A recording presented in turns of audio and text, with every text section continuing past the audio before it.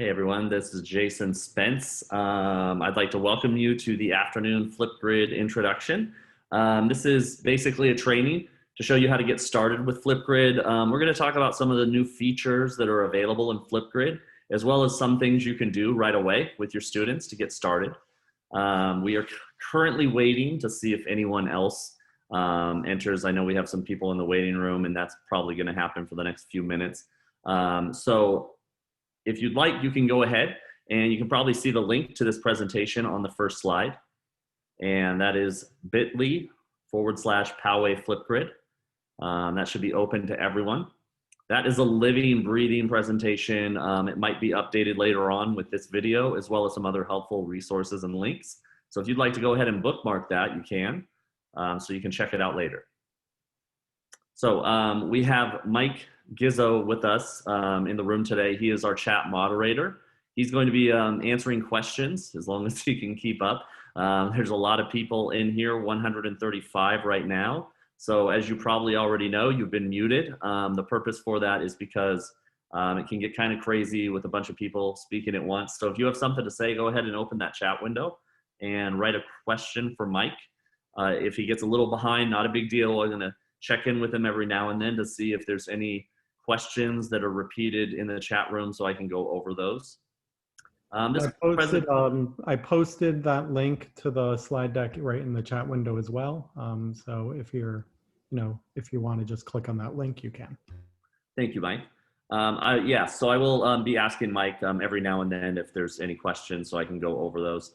To get started, if you do not want to check out that presentation right now, you do not need to. This presentation lasts, I'd say, around 30 minutes. And the last 30 minutes, we're going to be answering questions in the chat room and going over some things that maybe you are wondering about. Okay, so without further ado, we're going to get started. As you know, this is our second day of professional development. These are 1-hour trainings, which include the webinar questions, time for you to ask questions, and work time. So even after you're done, you're going to have 30 more minutes to go on to Flipgrid and sign up. If you haven't already, get started with your first group and maybe some topics for your students, some beginning of the year activities.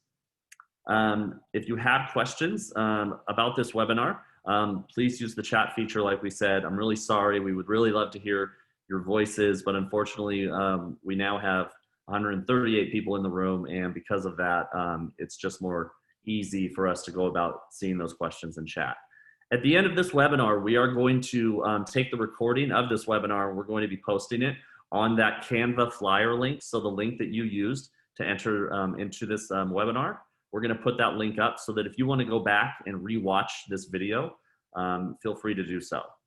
And if you're looking for more resources as far as other types of professional development, you can always check out the PUSD Digital Teaching Resources site that we did in the spring.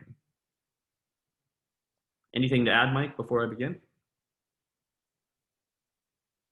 No, I think that's great, Jason. Thank you. Mm-hmm. All right, so why would we want to use something like Flipgrid? Well, as you know, as all of you definitely understand, students have now been out of their classrooms since March, and they face kind of months more of being at home, being away from their friends, their classmates, the people they've grown up with, including you, their teachers, who I'm sure they were excited to see. Flipgrid is kind of a nice and easy way to have video in your classroom.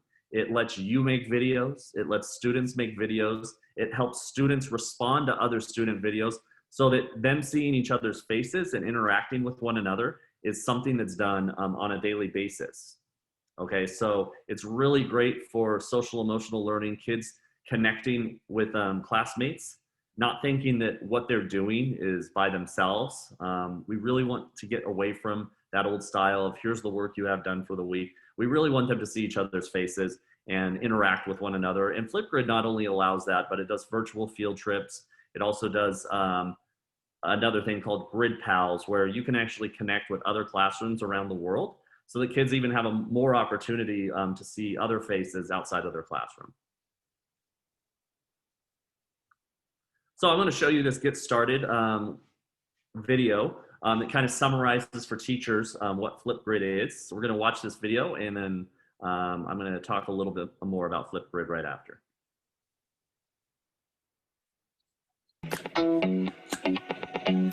Welcome to Flipgrid.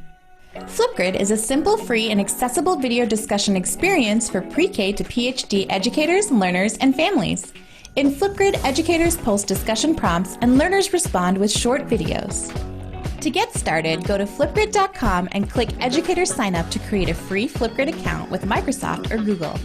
Once you've signed up, start the discussion by creating your first topic. Your topic can reflect on a chapter of reading, demonstrate an exercise routine, share a hypothesis, anything. I'll make this as simple as share one of your favorite discoveries. Add anything you want your learners to review prior to responding, such as links and videos, to foster enriching inquiry. You can also set the maximum recording time and choose to moderate your topic, meaning video responses will be hidden from your community until you approve them.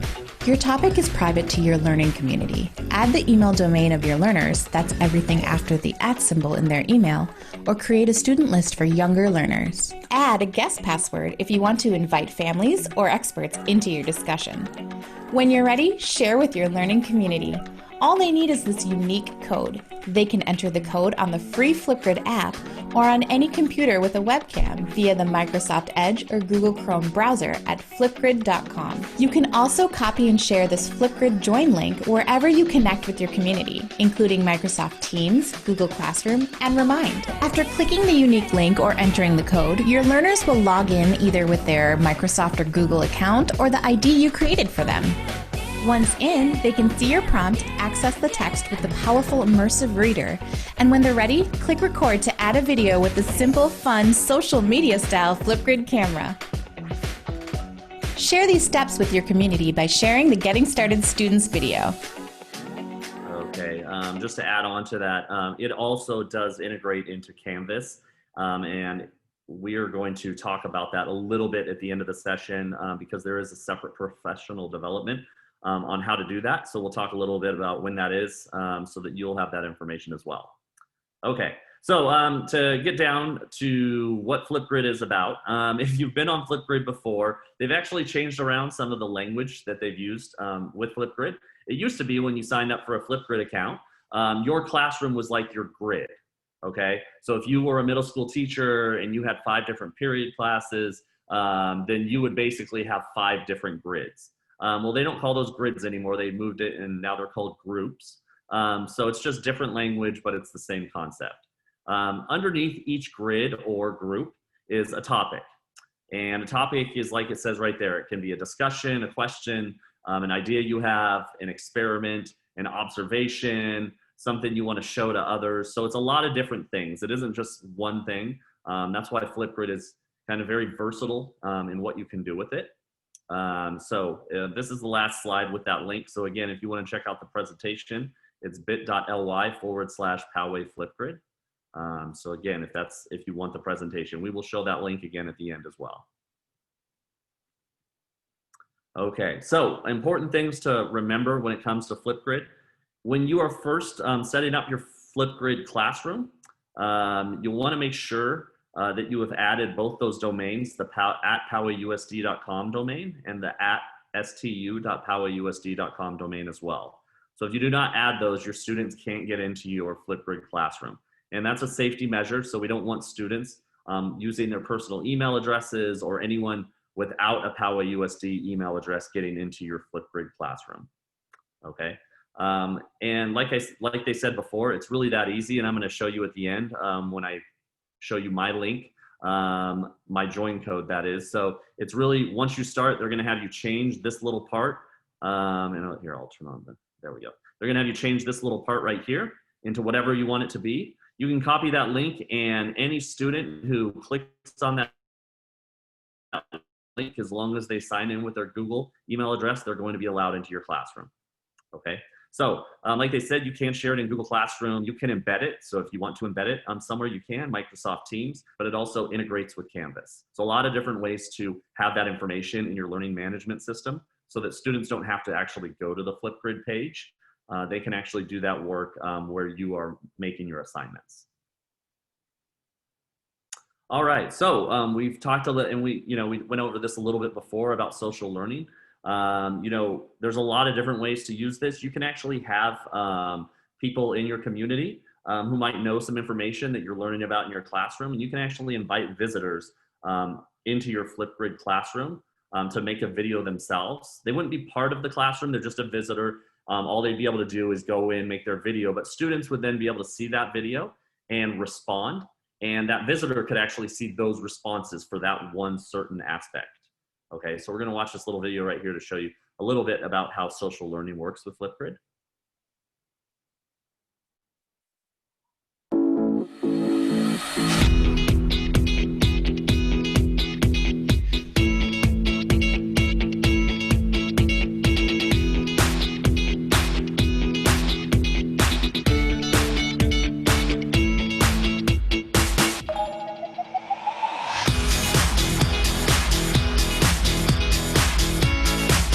Provide inclusion for my deaf students. I have a voice. I have a voice. I have a voice.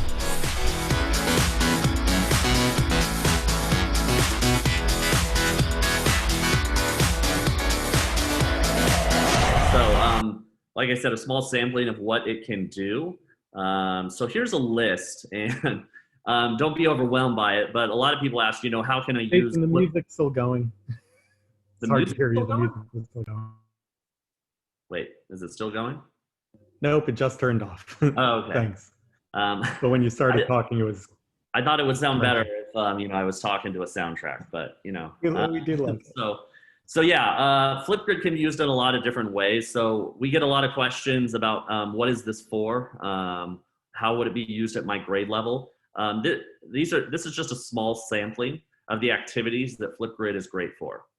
Okay, so icebreakers, morning message, anytime a teacher just wants to do a special activity, they can meet on Flipgrid, because again, remember, students can respond to your videos and students can respond to each other's videos. They can like each other's videos. And some people also ask, like, why, I know that kids can create videos in Canvas. Why don't I just have them do that there? The reason I think this is different is because this kind of mimics social media. So we have a lot of kids today on TikTok, Instagram, and Snapchat, and we know that they like emojis and filters and being able to put animations on their videos. They're highly creative. So this gives them that opportunity, but what's great about it is it's in a closed environment that you control as their educator. And so they get to do those fun and creative things, and they get to share them with each other, but it's under your classroom. So it's not you sending them out to the real Snapchat in order to make a video with a filter on it, if that makes any sense. So yeah, there's some options right there for high school as well. And again, staff and PLC. I mean, we've had principals ask, about doing that morning message where all the students in their school are under their group, and they can put up a daily morning message. So those students know that, the teacher puts that link up onto their daily schedule. They go in, they check out that link first, and it could be a video of their principal kind of just talking, just kind of getting back to what we've been doing normally, since it is kind of unusual from a virtual environment, but as many norms as we can include going forward, it's going to make it easier for students and more inclusive, so that when eventually we do meet back in person, those relationships, I think, will be stronger. All right, the Discovery Library. So again, if you've been on Flipgrid, this used to be called the Disco Library. They changed the name, even though I like the last one better. It's kind of like Nearpod's library. Like when you go to Nearpod, they have that explore button and you can see all these different Nearpod presentations. Well, this is the same thing. So when you go to this Discovery Library, you're seeing 25,000 different topics. And these are from professional publishers as well as educators around the world. So there's a lot of different ideas that have been created. So if you are starting out, it's always nice and easy to be able to go to a library of topics and get some information, get some ideas. And what's great is once you add that topic to your group, you can actually change what it looks like. So if you don't like a certain image, or maybe you have a better video or media to include in there, or you'd like to add your own video, you can do all of that while it keeps all the other information about the topic. Okay, so say after our session today, you still have questions. You're going to be able to go to help.flipgrid.com, which is their online community of educators who answer each other's questions. So a lot of articles about things people have already asked before, especially tech questions or IT type questions if something isn't working for you. So you'll want to definitely keep that link, help.flipgrid.com. Okay, so right now what I want you to do is we're gonna take a, well, sorry, got a little afternoon thing there going on. So we have the link here for you, and we're gonna keep this link up. This is a link to my group as a teacher. So when you enter it, you're going to be going in as a student. And this is why that's important, because once you're in and you wanna make a video, which is this circle with the plus in it, it's gonna show you what a student would see. So you're gonna see all the different settings that they can change. Like I said, filters, emojis, animations. They can change the way that they look on video, as you can see right here. It allows you to show a pixelated video. And that's gonna help you because when you do use this tool, you're going to want to be able to tell students like, hey, today you're making a serious video about this, so I don't wanna see any emojis. I don't wanna see your face pixelated. It's very important that I see you clearly. But other times there might be something that's a bit more easygoing and you don't mind if they put in like pictures, graphics, or sunglasses on their face. So really it's gonna give you some insight into what you feel comfortable with so that you can have those discussions with them later on. Again, here's the link to this presentation. So that way you have the videos, the resources to go with this if you'd like to watch it again. Again, that presentation is gonna stay up, so feel free to bookmark it as well. Okay, so if you'd like to go in right now and practice as a student, you can. I'm actually gonna load up the regular Flipgrid site and I'm gonna go through some of the things that you'll see as a teacher. Okay, so if you'd like to hold off on this, you can. But if you'd like to work a little on your own, you can do that as well. I would say in 10 more minutes, we'll be finished and then Mike and I are gonna be answering questions in the chat room. All right. And it's not going to allow me in there because I'm the teacher, so I can't be the teacher and the student. So when I'm on the Flipgrid website, and that's info.flipgrid.com or just flipgrid.com, I can go ahead and click Educator Login. Now, if you've never been here before, you just want to go to Educator Sign Up, but it's going to be pretty similar because it's just going to have you sign in with Google. Okay, so once I get in, here are my topics. As I said before, groups are like classrooms. Or if you teach 4 different classes of science in middle school, you would make a group for each one. If you're an elementary school student, you might make one for social studies, math, science, so that those are broken up. The reason for that is because when you do have your group open and you open up your group, it's going to list your topics like this. So if I have 30 topics for my class and they're all just listed like this, it can become overwhelming. If you've ever used Google Classroom, it's kind of like the stream where things just are put in there and they go down in order. It's a lot easier to go back and make groups, however many groups you want to set up, okay? So don't think of it as like it has any rule to it. Like you can have as many groups as you like. You can have an unlimited amount of groups. So it's an easier way for you to organize materials so that when you are watching these student videos, it's a bit easier because you can get to your topics easier. Now, for topics, it's just going to list them like you see here. So really after a while, I mean, you might go into your topics tab, but most of the time you're going to stay in groups so that you know where you need to go to look at videos. So like I talked about earlier, this is the Flipgrid student test group.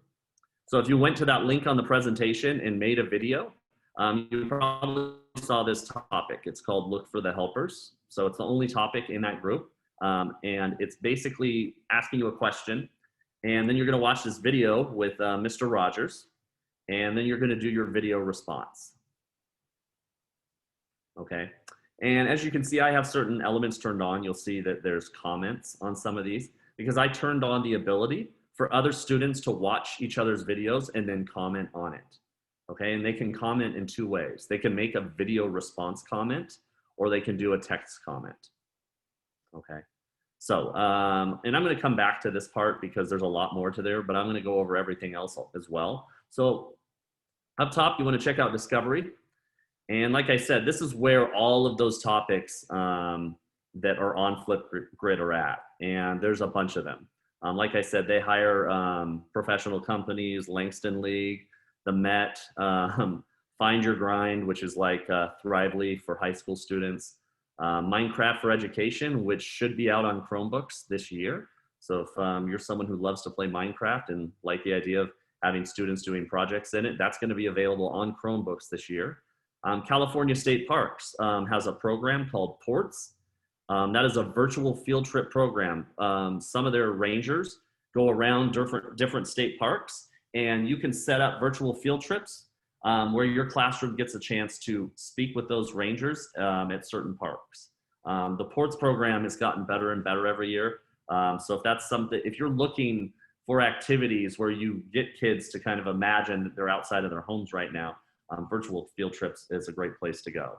But what I really like about Flipgrid is they're really on top of everything related to social emotional learning, digital citizenship, creating a world without bullying, a lot of things, you know, racial and equity justice issues, a lot of things that, you know, students nowadays find very important. And I know a lot of that has been recent, but it's great because you can go here and see so many topics that they already have. A great place to start, obviously, would be to Back to School. And when you go there, you're going to see a bunch of different topics.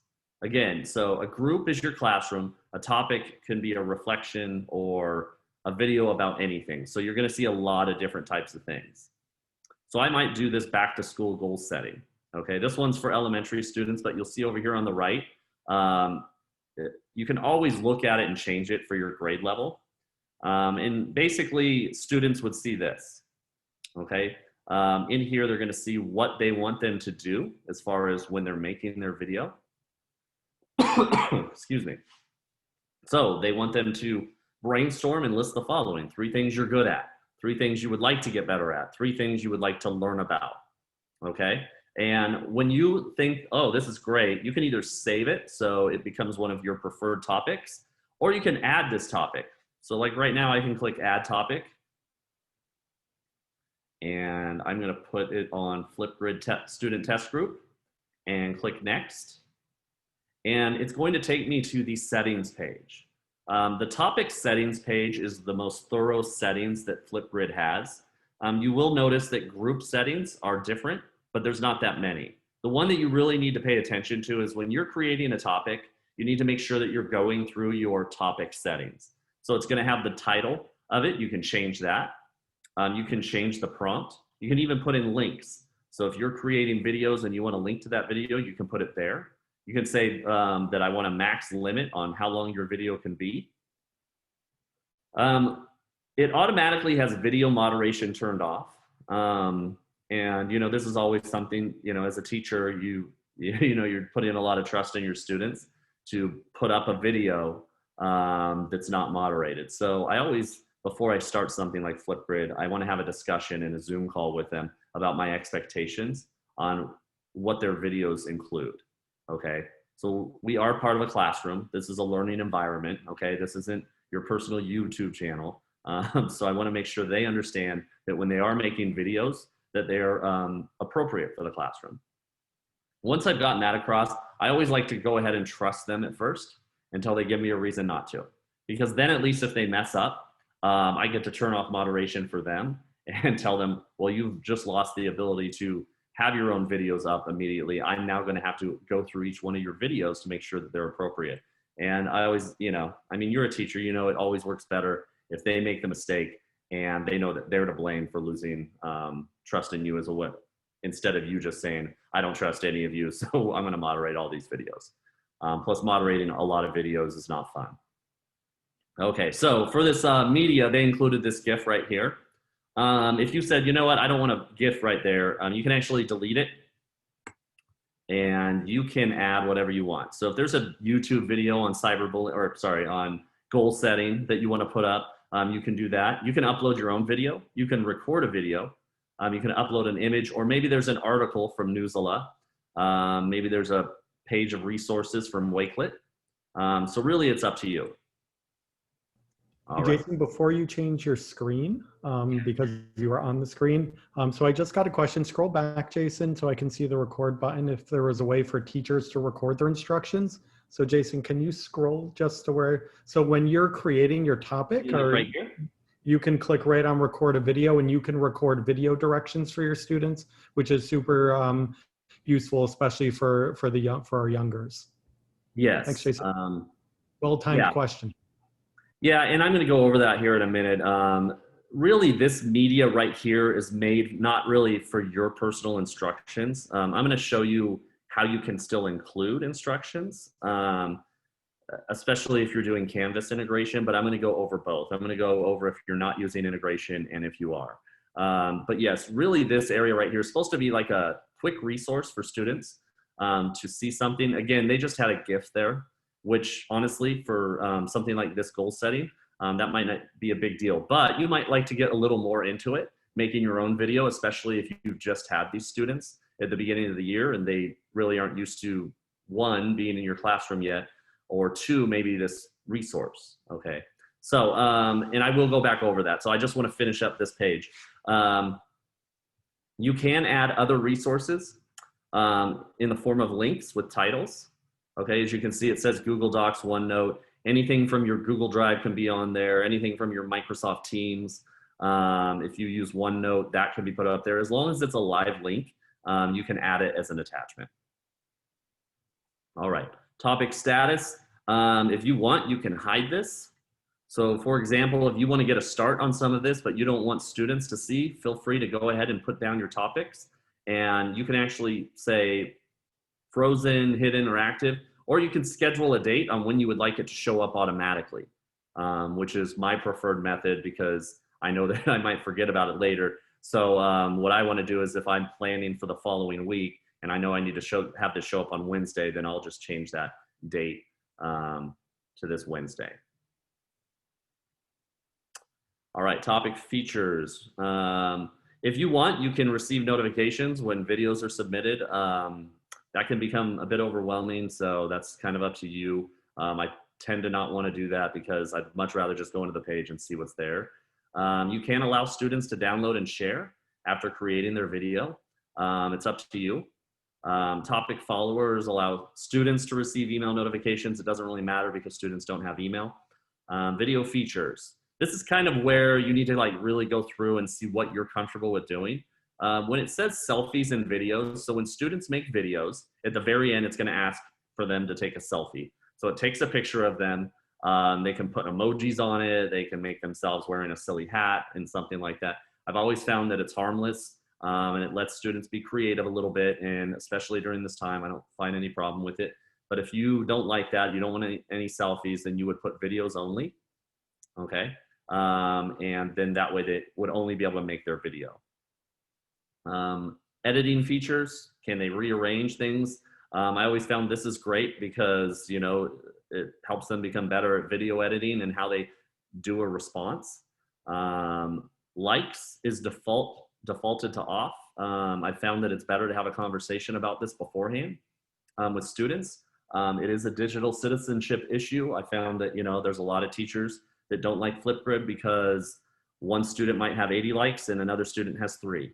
And obviously that's an issue, but that's something that you need to discuss with your students. Like, we're in a learning environment. This isn't about watching your best friend's videos. This is about learning as much as you can. And that only happens when you listen to all types of people, not just people who you're friends with. So I think having that discussion first, that it's okay to turn on the likes button. But again, if it's just not working out, just like anything else, well, I guess we're not gonna have a likes button.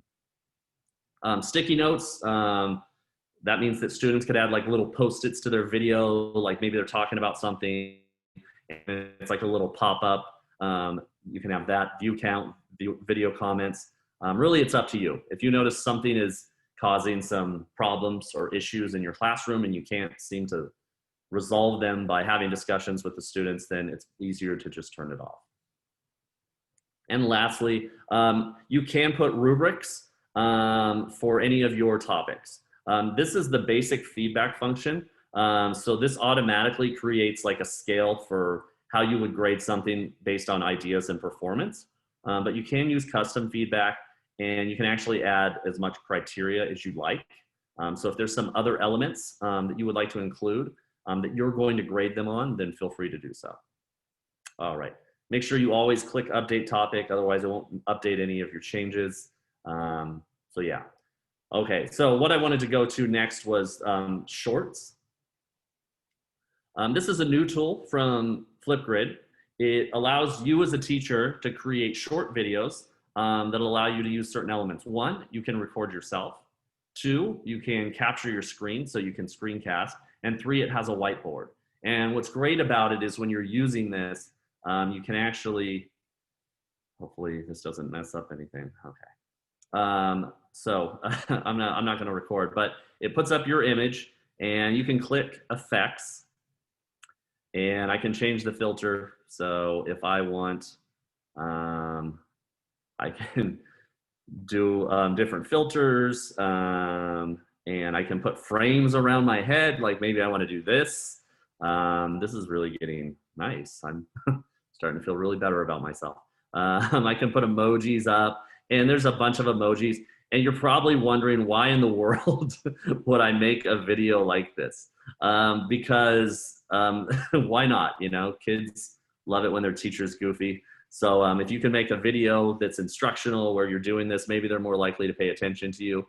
So you can use this shorts video. As you can see, when I pull up the options, while I'm recording, I guess with these glasses, you got to keep still. While I'm recording, I can turn off my audio. I can upload a clip, I can mirror video, or I can record my screen, okay? So you might be doing a screen recording because you're gonna show them how to do something online. So I can click record screen. I'm not gonna do it because I don't wanna mess up this webcast we have going on right now. But when you click record screen, it's going to basically open your screen, so the students would see that. And then when you're done with it, you can go back to record yourself, and then it will go back to your image, okay? So you might be wondering why I do that. Okay, I make this video, and once you do, it's going to turn it into a link. And like we talked about before, when I go back to discussion and I go into that topic, back to school settings, when I edit this, in this prompt right here, this is kind of where I can put like student instructions, and I highlight it. And every time you make that short, it turns it into a link. I can then link it and paste in that link. And then that way, when students click that link, it's gonna pop up that video, and they'll listen to me, they'll watch my screencast and all of that to see what it is that I want from them. So I hope that makes sense. If you are in Canvas and you're using assignments and modules, then it's super easy. You can basically make your short video and embed it in the first, say it's like the first part of the module, and then the second part of the module is the topic, okay? So it actually works even better in Canvas because Canvas lets you do those steps in their modules. So students can kind of scroll through like and do one thing at a time, and everything's nice and streamlined. Hey, Jason. Yeah. I apologize because I was reading. No, you're fine. The shorts, is there like, you know, are they typically used for instructions or other purposes? And they're meant to be, like, there's a reason they're called shorts. They're meant to be a few minutes. So typically they're made for instructions. So if I'm going to be doing a 12-minute lesson, I might use something like Loom because this video isn't really made for that. So I would much rather use Loom, which has more advanced screencasting tools, like drawing on my screen or using, you know, that little red light that goes up so I can move students' eyes to where I want to go. This is really just like a quick way to make a video that integrates with Flipgrid already. So if you are doing a topic or something already on Flipgrid, it makes it nice and seamless and easy. Yeah. All right, so we talked about Grid Pals. Grid Pals, like I'm gonna scroll down here and you're gonna see a lot of people. So I can go, like say I'm teaching high school and say that subject matter is just, let's try. I'm just gonna pick English language arts, okay? And I can actually find places. Let me see where, yeah, I'm going to zoom out.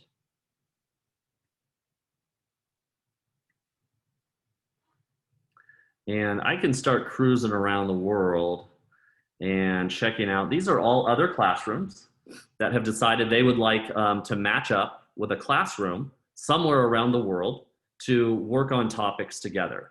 So the reason I picked high school and English is because obviously a lot of these topics can be subject specific, not all the time, but then you can pick a class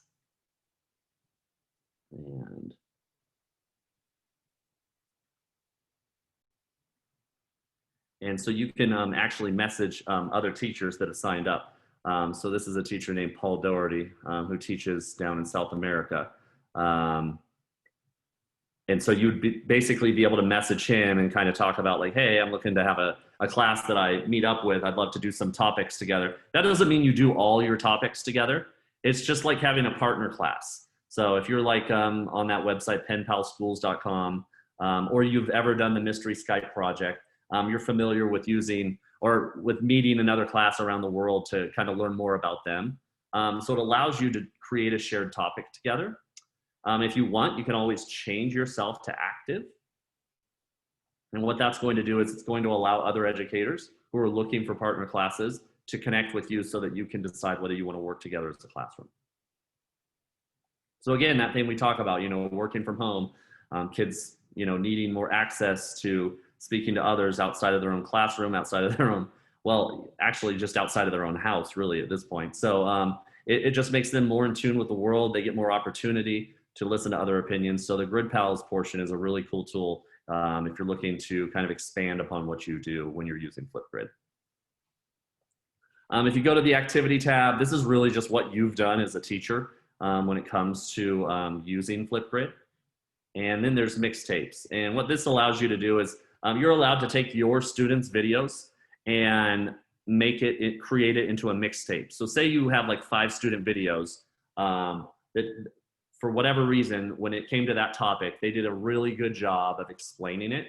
You can actually create a mixtape of those 5 videos and create it, and it will make it into one video. Okay, so that you have that as kind of a resource, like for other students or for the future, other classes, to show that to them so they understand, these are some good examples of what students came up with when they were working on this topic. Okay. All right. That is pretty much it for right now. Like I said, when you are going through your settings, there's 2 ways to do it. If you're in groups, you can do your group settings by clicking the pencil.